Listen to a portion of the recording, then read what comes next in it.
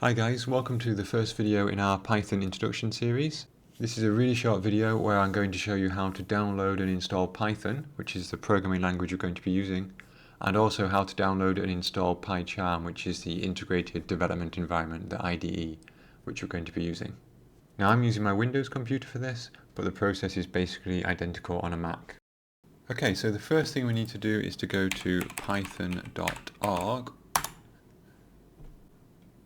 And when that comes up, we'll go hover over the Downloads tab, and you'll see it automatically selects the correct operating system and the latest version of Python, in this case 3.8.2. If you've got a Mac, it will automatically give the link here for the Mac version. So we're going to download that.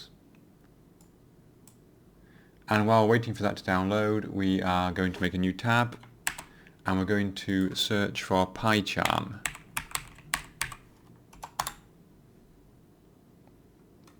Okay, go to the PyCharm webpage. I'm going to go to download. Okay, and the version we want is the community edition. That's the free version. We don't want the professional edition. And again, that will download. There we go. And once those two files are downloaded, I'm going to go to my downloads folder, and I need to install Python before I install PyCharm. That's really important. If you do it the way around, it might look like it's working, but I found it to cause problems later on. Sometimes when the install is finished, especially on a Mac, you'll get a window like this with lots of icons and so on in it.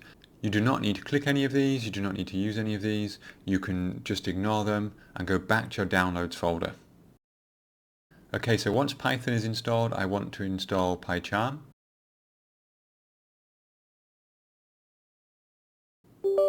Same procedure as before. Follow the wizard through. It's got a reasonably sensible place to install it.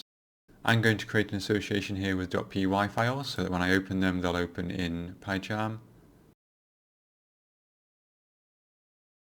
And then that's the installer finished.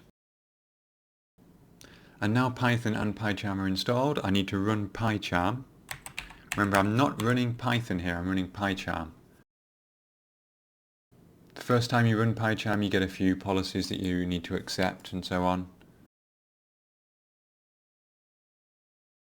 And for these options here to customize, what I'd recommend you do is choose your preference between dark and light. Personally, I quite like the light version, and then just skip the remaining and set defaults. You can always change those later.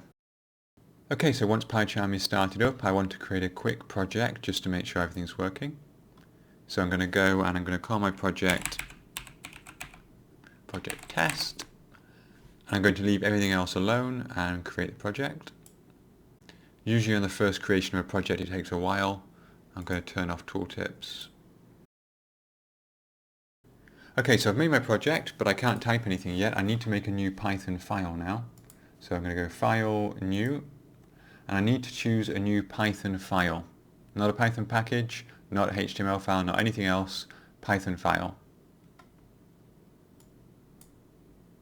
And I'm going to call this quick test, because that's what it is.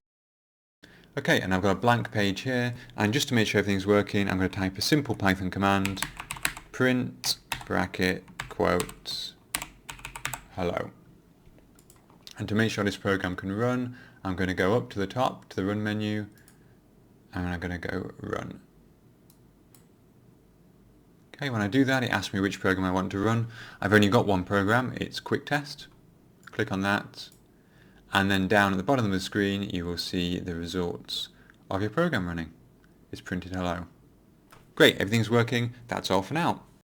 In the next video, we're going to be looking at something slightly more exciting, and we're going to be writing some basic programs with some input and some output.